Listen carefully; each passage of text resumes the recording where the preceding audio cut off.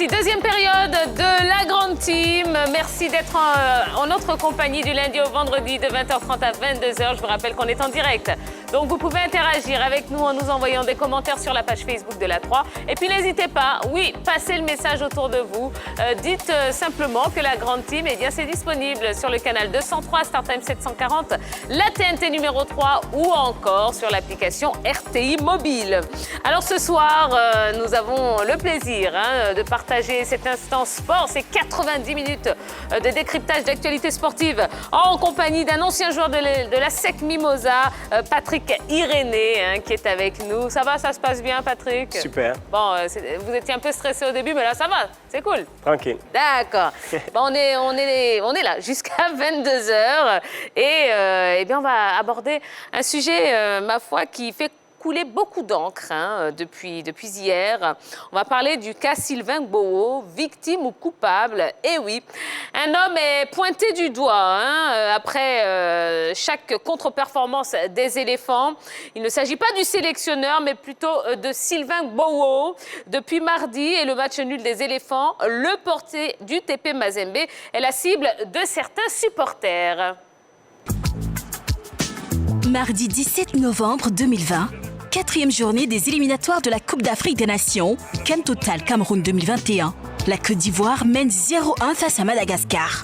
Nous sommes à la 51e minute. Ibrahim Amada décoche une frappe précise. Sylvain Gbowô reste cloué sur sa ligne de but. Le portier ivoirien ne peut que constater les dégâts, un but partout. Depuis, il est l'objet de critiques de toutes sortes. Certains fans des éléphants lui imputent l'entière responsabilité de ce but. Pourtant, toute l'équipe était avertie des intentions malgaches, notamment sur les corners. On avait dit aux garçons de faire attention, qu'ils les jouaient rapidement. On est surpris. J'essaie de crier au bord du terrain, mais bon, on ne m'entend pas. Et puis bon, une frappe qui va se loger sous la barre. Peu importe. Pour les supporters, ce but vient les conforter dans leur position selon laquelle le portier du TP Mazembe vient de commettre une erreur de plus, une erreur de trop. Pourtant, il y a 5 ans, à la CAN 2015, Sylvain Gbowô se distinguait comme l'un des tout meilleurs gardiens de but du continent. Si les éléphants ont pu décrocher la deuxième étoile qu'ils affichent fièrement sur leur blason, c'est bien en partie grâce à l'ancien du CW Sport de San Pedro. Blessé avant la finale, il a dû céder sa place à Kopa Barry, devenu depuis le héros de Bata. Pourtant, lui aussi, avant Gbowô, avait été très critiqué par certains supporters, ceux-là même qui lui vouent presque un culte aujourd'hui. Comme tous les gardiens de but, Sylvain Gbowô a quelques errements au cours de certains matchs. Des erreurs d'appréciation, des fautes de placement, des sorties souvent inappropriées et des prises de balles pas toujours sûres. Mais est-ce suffisant pour faire de lui le père de toutes les contre-performances des éléphants? Est-il victime ou coupable de cette situation?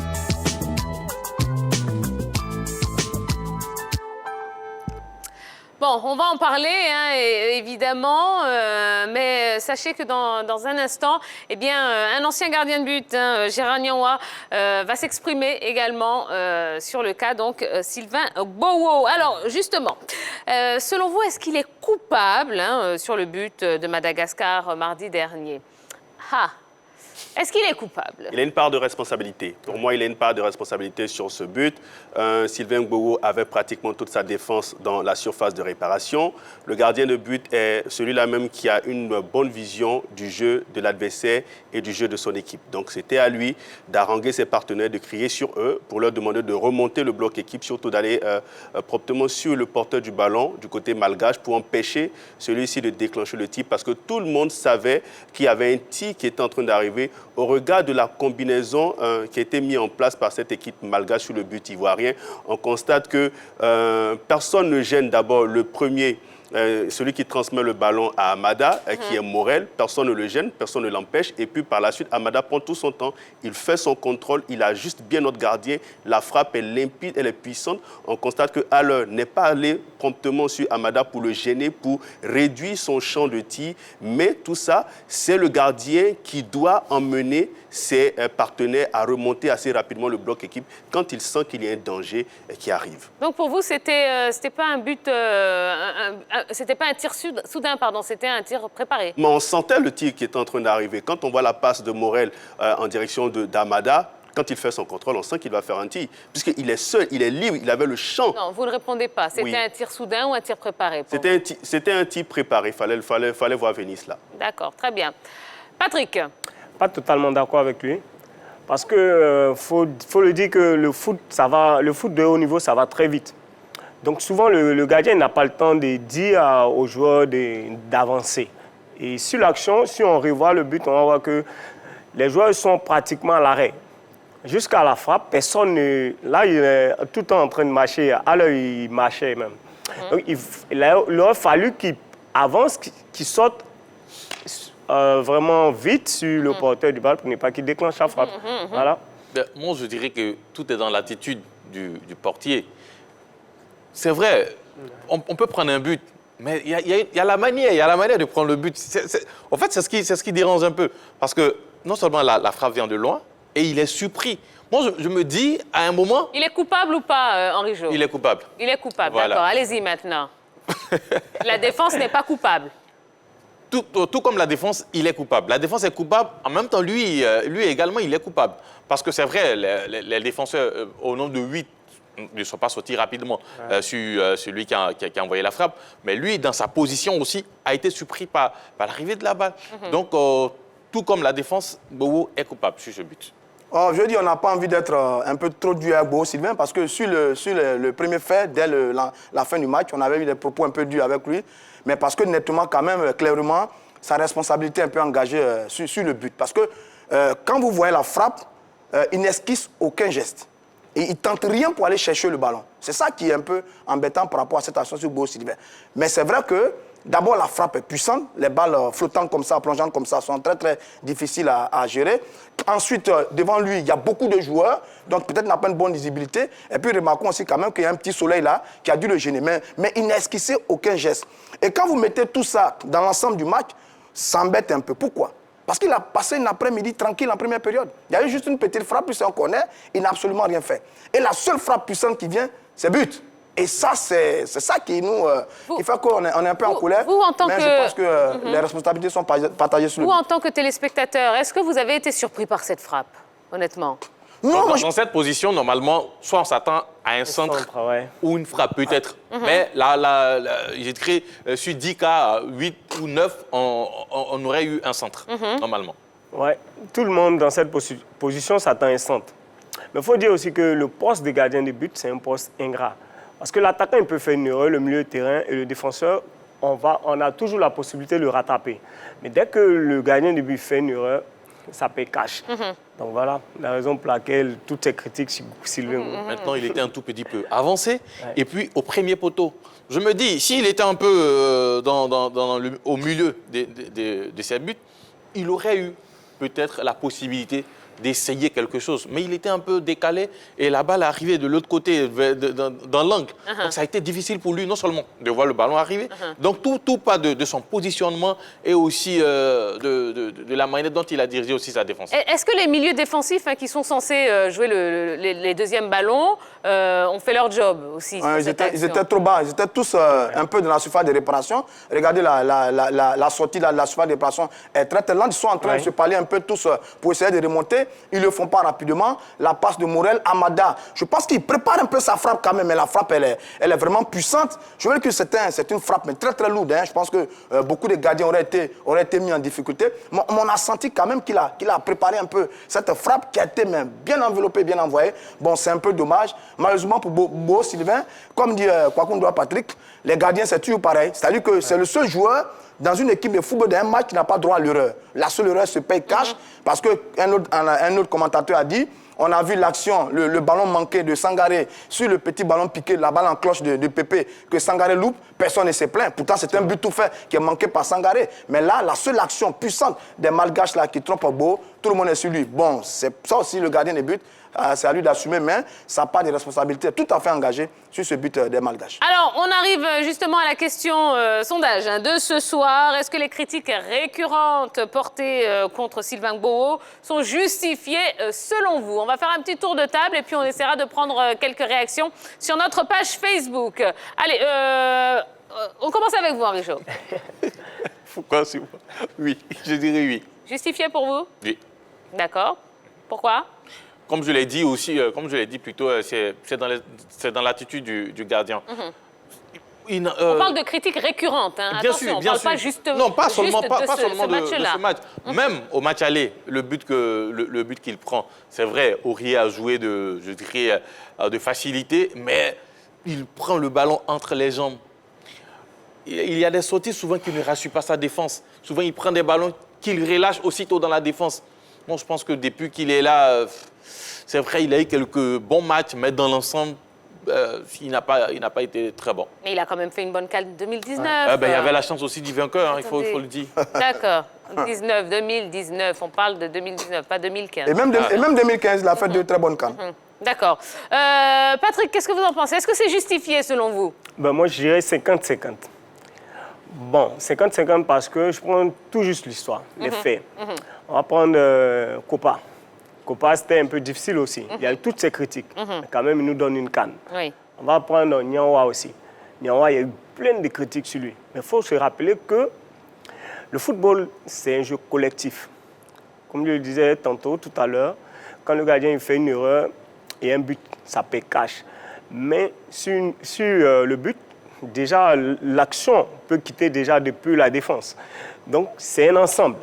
Si l'attaquant ne défend pas bien, c'est pareil. Ça part de là déjà. Et s'il y a une erreur défensive, d'accord. Après, on voit que le gardien. Donc, moi, je dirais 50-50. Maintenant, le conseil que je lui donnerais, c'est de se servir de cela, de ce temps de flottement qui arrive à tout joueur, tout footballeur, pour pouvoir progresser. Voilà. D'accord. On va prendre un commentaire sur la page Facebook de la 3. Ah oui, il y a Kevin Ogou qui dit « Les remarques faites à Gboro sont justifiées. Nous sommes d'accord que Gboro a joué un grand rôle à la CAN 2015, mais il n'est plus à l'image de notre sélection. Une grande sélection, c'est aussi un grand gardien comme Mendy au Sénégal. » D'accord. Est-ce que la Côte d'Ivoire dispose d'un gardien de but à même de prendre la place de Sylvain Gboro aujourd'hui? Il y a quelques garçons qui sont là, ceux qui ont été appelés d'ailleurs avec lui au sein de ce groupe-là. Bon, je ne sais pas trop, je parlerai de Sissa Abdul Karim, lui aussi, il a 35 ans. Badra aussi. Il y a eu un moment, Zadio Talin du côté de l'Africa, qui joue dans le golf, un peu perdu aussi, qui était un garçon plein d'espoir. Bon, oui, c'est à Boumel d'aller chercher parce que on peut les trouver. C'est-à-dire bon, Talin qui apparemment serait son club. Hein, voilà, donc c'est un garçon qui avait été très bon ici avec l'Africa, qu'on voyait déjà d'ailleurs prendre cette équipe des éléphants de Côte d'Ivoire. Il y a Tapé Eliezer qui est là au plan local, mais qui lui ne joue pas depuis presque un an aujourd'hui, donc un peu compliqué.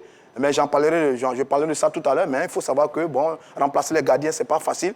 Mais je pense qu'il y a quelques garçons que Boumel peut aller voir un peu pour essayer de trouver un héritier à Beau-Sylvain. Henri-Jo. En 2015, quand on lui donne sa chance à la CAN, il jouait au FC San Pedro. Et je pense qu'au niveau de notre championnat, quand même, il y a des gardiens ceux qui ont peut jeter le regard, notamment le gardien de l'AFAD. C'est vrai, on n'en parle pas beaucoup, mais Ndré Ulrich Sedan, c'est un très très bon gardien. Il a l'envergure de Gboro, il est très bon. C'est depuis pas mal d'années, si on parle de l'AFAD en partie, c'est grâce à lui, parce que c'est un très bon gardien. Maintenant, au niveau de ceux qui sont sélectionnés aussi, c'est l'occasion, je pense. Hein, parce que quand Baumel arrive, il a besoin tout de suite de se rassurer, d'avoir un bon groupe. Donc, pour les deux matchs amicaux, je comprends qu'ils ne mettent pas ni Tapé ni Thier. Mais là, c'est l'occasion maintenant, avant bien sûr de jouer le Niger, s'il y a une fenêtre FIFA, c'est l'occasion maintenant d'essayer un autre gardien au niveau des éléphants pour voir un peu comment ce gardien va réagir. Mais qui, sinon, par exemple? Il y a des gardiens. Il y a Thierry Nicolas qu'on peut essayer. Il y a Tapé Eliezer qu'on peut essayer. Il y a aussi Ndré Ulrich Edan qu'on peut appeler. Parce que si c'est Abdul Karim, ce n'est pas l'avenir. C'est vrai, c'est un bon gardien, mais ce n'est pas l'avenir. Il faut déjà préparer l'avenir. Voilà. Très bien. Alors justement, hein, on va écouter l'intervention de Gérard Nianwa qui répond à la même question que vous. Sylvain, je pense qu'il est décrié en ce moment. C'est le lot de tous les gardiens dans le monde. et encore plus en sélection, parce qu'on nous compare avec la sélection et le club. Mais bon, actuellement, il y a des critiques, à tort ou à raison. Je sais pas, je vais pas juger ça ce soir, mais c'est surtout que les supporters, les journalistes, les fans, ils ont le droit de critiquer, ils ont le droit de s'exprimer. On va pas leur interdire ça, ça fait partie du football. Mais maintenant, je pense que s'il est encore là actuellement, c'est qu'il le mérite, c'est qu'il a montré des choses. Et c'est un compétiteur, et là-dessus, on ne peut pas lui enlever ça. Les critiques dans le football, ça anime les gens, ça fait vendre, ça fait débattre. Donc maintenant, faut faire avec, ça fait partie de notre quotidien. Après, on n'est pas fou quand même, on sait en tant que gardien ou joueur si on a fait un bon match ou mauvais. Donc on sait qu'il va y avoir des critiques et ça va parler. Ça va parler comme on dit. Maintenant quand ça parle, faut se servir de ça. J'ai été joueur, j'ai été gardien. D'accord. On va finir notre tour de table. Hein. Patrick, à votre avis, est-ce qu'on a des gardiens qui seraient susceptibles, en tout cas aujourd'hui, de remplacer Sylvain Gbagbo? Je pense que oui. Il faut tout simplement donner la chance aux autres gardiens. Comme il le disait le confrère, lors des matchs amicaux, il faut leur donner la chance de pouvoir s'exprimer. Mm-hmm. Mais qui? Vous ne me citez pas. Tous ceux qui sont appelés. Taper Eliezer, Nicolas Thier, il faut aller chercher Zadio Talin, il faut peut-être revoir Badra, il faut peut-être essayer aussi Sissi Abdul Karim qui a une bonne expérience, mais il est un peu vieillissant. Mais il faut. Ce qui m'embête dans vos réponses, c'est que vous noyez le poisson. Hein? Quand il a fallu remplacer, comment on appelle ça? Kopa Barry, exactement, on a pris Gbagbo, d'accord? Maintenant, si on doit remplacer Gbagbo aujourd'hui, on prend qui? Au prochain match amical, on essaie Thierry Nicolas. Thierry Nicolas, merci. Bon, je dis, nous, on n'a pas fait la bataille des gardiens. Il y a un entraîneur qui est là, il y a des garçons qui sont là. Vous voulez répondre ou pas, Roger? Je dis, dans mon vision en ce moment, je fais confiance à Patrice Baumel. Voilà. D'accord, merci. Pareil, parce qu'il y a une hiérarchie, en fait. Quand les gardiens sont sélectionnés, il y a un numéro 1, un numéro 2, un numéro 3. Donc, il essaie tout simplement le numéro 2. Le numéro 2, d'accord. Pour moi, il faut tout de suite chercher un remplaçant à Gbagbo. Il y a des joueurs des gardiens qui ont déjà été cités. Non, mais vous êtes incroyable ce soir. Merci. Non, je pense qu'on va arrêter l'émission là. Parce que. Qui, monsieur? Qui? Je pense à Thierry Nicolas. Moi, je pense aussi à Sissi Abdul Karim qui devait avoir sa chance. Même s'il a 35 ans, il peut pourquoi pas être dans les perches des éléphants pour au moins 2-3 saisons. Comme vous ira taper. Et puis, on n'oublie pas aussi Bané Mohamed aussi, qui est un bon gardien. Il est un réduc. Comme lui, mais il va revenir aussi de blessure, comme c'est le cas avec Sissi Abdul Karim qui revient de blessure et puis qui a été appelé en sélection pour ses 2 derniers matchs. J'ai réussi à avoir... Non, c'est fini, ça y est, c'est fini. Hein? J'ai réussi quand même à avoir une once de réponses, donc merci beaucoup, messieurs. Allez, on va marquer une nouvelle page de publicité. Hein. Ne bougez pas parce que dans quelques instants, on va parler de Patrice Baumel. Patrice Baumel qui a, oui, disons-le comme ça, des problèmes de riche. Vous comprendrez dans un instant. Et puis, on se fera un petit top 5 des buts de ces éliminatoires de la CAN 2021. À tout de suite, ne bougez surtout pas. Allez, troisième et dernière partie de l'émission. Oui, il nous reste une petite vingtaine de minutes à passer ensemble. Je vous rappelle qu'on est en direct jusqu'à 22h et que vous pouvez continuer à nous envoyer un maximum de messages sur la page Facebook de la 3. Ce soir, nous sommes en compagnie de Patrick Irénée, ex-joueur de la SEC Mimosa. Il nous fait le plaisir de nous accompagner. On va continuer à débriefer, les éliminatoires de la CAN 2021. On va vous proposer aussi dans un instant un top 5 des plus beaux buts de ces éliminatoires. Mais avant tout cela, un petit rappel des grands titres de l'actualité sportive du jour. En Algérie, Ben Sebaini, forfait pour la 5e journée. En Égypte, El Hadari prend sa retraite à l'âge de 47 ans. Au Nigeria, Osimhen souffre d'une luxation à l'épaule droite. Gabon, Aubameyang risque de ne plus être libéré par son club Arsenal. Et enfin, le Togo éliminé réclame la tête de Claude Leroy. Voilà. Allez, ce qui nous emmène justement à la suite. S'il y a un secteur de jeu dans lequel la Côte d'Ivoire ne manque pas d'arguments, eh bien, c'est bien en attaque. Voyons avec Dorgelès les armes offensives de nos éléphants. Bonsoir Dorgelès. Bonsoir Tia, vous allez bien? Oui, très bien. Oh, jolie chemise. Oh, merci beaucoup. Non, je suis allé un peu au Ghana, voir un peu mes parents. Bonsoir la team. Salut, Patrick, vous allez bien? Super bien. Vous connaissez un Patrick Emiem? Non. Non, ok. Il bosse ici avec nous, c'est lui qui joue souvent avec les caméras robots. Mais est-ce que vous connaissez quand même les attaquants de l'équipe nationale de Côte d'Ivoire? Oui. Super. Allez, regardons tout ça sur notre écran 3 fois magique. Les attaquants de Côte d'Ivoire, regardons ensemble. Nicolas Pepe, Arsenal. Jean-Yves Kouassi, Wanzal. Yao Kouassi, Gervais, Parme en Italie. Wilfried Zaha, Crystal Palace en Angleterre. Jérémy Boga, Sassuolo en Italie. Christian Kouamé, Fiorentina en Italie. Jonathan Kodja, Al Gharafa, Sébastien Haller, West Ham United en Angleterre. Et puis le 45, le drone, Djouma Saïd, le tout-puissant. Alors, quand on regarde ce tableau, on peut se réjouir quand même des arguments offensifs à la disposition de Patrice Baumel. Qu'est-ce que vous en pensez, Patrick? Effectivement, un tableau vraiment riche, des très très bons joueurs. Et je pense que tout entraîneur rêverait d'avoir ce genre d'attaquant dans son effectif. Là. Oui, nous avons une pléiade de joueurs dans la division offensive de la Côte d'Ivoire avec plusieurs profils de grands talents. Mais ce qu'il faut remarquer, c'est qu'on a, on a le profil qui revient le plus souvent, ce sont des ailiers, des joueurs percutants sur les côtés. Et ça, c'est une très bonne chose pour Patrice Baumel. Non, c'est-à-dire que Patrice Baumel, c'est terrible pour lui en ce moment, mais en même temps, il doit être heureux aussi, parce qu'il a vraiment un bastion offensif de très très grande qualité, avec deux grands profils quand on regarde. Il y a ceux qui sont sur les ailes, Gervinho, Zaha, Pepe, Lago et Jérémy, sont de très très bons joueurs, capables de dribbler, d'effacer, passer le ballon et même d'être des buteurs, parce que tous ces garçons-là sont capables de mettre les buts. Et puis à ceux qu'on a dans l'axe, Haller, Kodja, Evra, Christian et Kouassi et Djouma Saïd. Voilà, j'allais oublier celui-là. Et Djouma Saïd. Et donc on a vraiment un chapelet important de joueurs très important sur le front de l'attaque. Et ça, c'est rassurant pour un entraîneur. C'est vraiment rassurant pour un entraîneur parce qu'il a une variété de choix. Il a la capacité d'essayer beaucoup de systèmes, beaucoup de tandems.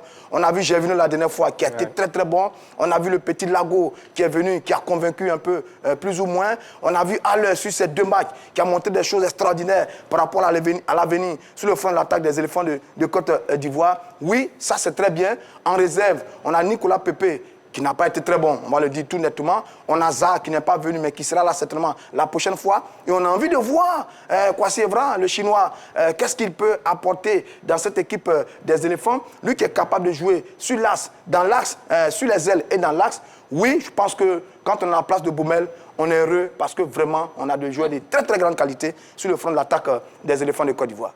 Bon, je voulais ajouter Lago Junior à cette liste, même s'il n'est pas présent là-dessus.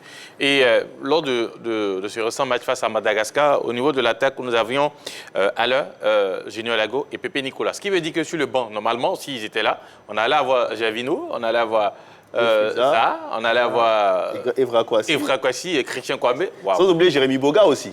Oui, donc, je dirais, sur le continent africain, j'ai envie de poser la question de savoir, est-ce qu'aujourd'hui, on a une sélection où... il y a une telle division. Il y a une telle... est-ce qu'une sélection africaine peut rivaliser avec la Côte d'Ivoire au niveau de ces noms que nous venons de citer? Je dirais non. Donc, ça sera... c'est une bonne chose pour notre entraîneur parce que ça lui permet, au cours du jeu, quand même, de changer de système de jeu en fonction de la physionomie du match, en fonction de l'adversaire. Si l'adversaire nous oppose une résistance, il peut jouer peut-être en 3 attaquants. Dans le cas contraire, il peut jouer en 2 attaquants avec une pointe et un autre qui tourne autour de lui. Donc, il a quand même aujourd'hui beaucoup de possibilités, je dirais, pour former, je dirais, son trio d'attaque ou son attaque pour un match. D'accord. Alors, selon vous, quel serait le système idéal? Et puis pourquoi pas les hommes? Allez, lançons-nous. Essayons de nous mouiller, s'il vous plaît, messieurs. Les hommes qui pourraient animer efficacement le secteur offensif de cette équipe des éléphants de Côte d'Ivoire. Patrick? Bon, déjà, avec Haller en pointe, c'est un pivot, un appui qui pourra nous apporter beaucoup. Après, disons, avec l'expérience de Gervais sur le côté, ça peut aussi être vraiment utile. Et j'espère retrouver le Nicolas Pépé de Lille. Voilà. Donc, vous préférez Haller à Jonathan Kodja aujourd'hui? Oui. D'accord, très bien. Oui. Trois joueurs en attaque. Gervinho, Haller et puis Wilfried Zaha. Wilfried Zaha qui a la capacité de permuter avec Gervinho sur les côtés. Haller en pointe pour recevoir les centres et les débordements de ces deux ailiers très performants. Je crois qu'ils feront une belle attaque, ces trois-là. Vous n'avez pas l'air d'accord. Non, si, en fait, il m'a dévancé, c'est ce que j'en ai vu. Ah, vous boudez alors, d'accord, très bien. Il a parlé avant moi. Le truc, c'est qu'aujourd'hui, on a Haller qui, aujourd'hui, incontestablement, est le numéro 9, avec ce qu'on a vu sur les deux rencontres, c'est le titulaire. Et puis, Gervinho, qui fait une bonne saison depuis 2 ans avec l'équipe de Parme et qui, en tout cas pour son retour en équipe nationale, c'est vrai, avec le match qui n'a pas été aussi intéressant, mais il a marqué un but, donc il a pris des points. Et puis Wilfried Zaha, qu'on a envie de voir sur ce trio d'attaque-là, avec Haller et Gervais, pour voir ce que ça peut donner, parce qu'on a essayé avec Pépé sur les 2 matchs, ça n'a pas été vraiment fameux. Lagos Junior est rentré face à Madagascar, pour le récent match, il a été entreprenant, mais bon, un peu brouillon quelque part. Donc, Haller, Zaha et Gervais, pour moi, c'est le trio d'attaque qui doit être là. D'accord. Remplaçant de luxe.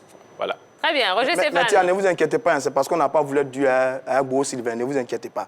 Mais pour revenir sur les attaquants, le 4-3-3 serait très intéressant. 4-3-3 serait intéressant. Et avec eux, on peut faire 3 attaques. On peut faire 3 attaques avec les joueurs qu'on a là, parce qu'ils sont capables, chacun à son poste, de faire des choses extraordinaires. Sur les derniers matchs qu'on a vus, Gervinho et Haller ont pris des points, notamment le match du 12 à Ebempe, face aux Malgaches. Ils ont pris des points. Gervinho a été très bon et Haller nous a convaincus tout de suite. Mais j'ai envie que, j'ai envie de voir Jérémy Boga, Zaha et Haller. J'ai envie de voir ces 3-là. C'est-à-dire la percussion de Zaha sur le côté, et le génie de Jérémy Boga, on ne l'a pas encore vu avec les éléphants. Mais si c'est ce qu'il nous montre à Sassuolo, on a envie de voir un peu ce que ça va donner. Il a déjà joué avec les éléphants, face à la Guinée. Moi, je ne l'ai pas encore vu vraiment avec cette équipe des éléphants. Depuis qu'on en parle, je ne l'ai pas vraiment vu. J'ai envie de voir un peu ce que ça va donner sur les ailes, Zaha et lui, et puis dans l'axe Haller. Mais vraiment, le véritable acquis de tout ce qui s'est passé sur ces derniers jours, c'est la solution au poste d'avant-centre, le fameux 9. On a trouvé Haller. Ouais. Ça, c'est la vraie bénédiction pour nous, quoi. Haller, sur le premier match face aux Malgaches, qui avait été convaincant, qui avait sorti des gestes, un comportement, mais tout à fait respectable par rapport à sa prestation. Même si sur le deuxième match, il a été un peu esselé, mais il avait été très bon. Donc, il y a plusieurs combinaisons, mais je dis personnellement, j'ai envie de voir Zaha, Boga et Haller au milieu de ces deux grands dribbleurs-là. Oui, Patrick. Ouais, c'est bon. Je suis content d'avoir un attaquant comme Haller. Je l'ai suivi un peu depuis le championnat de la Bundesliga en Allemagne.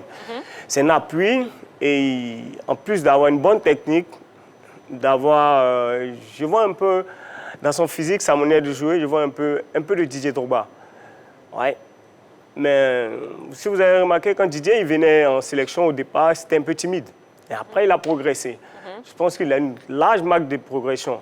Et où il va nous faire du bien, c'est que nos joueurs comme Gervinho, Zaha, ils ont la percussion. Mais on a besoin surtout, aujourd'hui, on avait besoin surtout d'un appui, un avant-centre qui pourrait nous garder le ballon. Et je pense qu'on l'a trouvé.